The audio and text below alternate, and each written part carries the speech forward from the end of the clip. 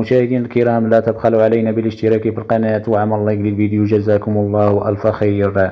وصلت رسالة جمهور رجاء البيضاوي بسرعة إلى جنوب إفريقيا عندما قصفت الجماهير الرجاوية المغربية حفيد نيلسون مانديلا من مركب محمد الخامس بالدار البيضاء، حيث تفاعل رواد مواقع التواصل الاجتماعي والمدونين في جنوب إفريقيا بإيجابية مع الرسالة الرجاوية، كما تلاحظون في الصور المعروضة في الفيديو. هناك من قال أن الجماهير الرجوية أنها على حق، ومنهم من قال أن المغاربة أناس مثقفون ولم يساندوا ابن بلدهم، بل قالوا إن حفيد مانديلا يستغل اسم جده لأغراض شخصية ولجمع المال، فهو يبحث عن مصلحته.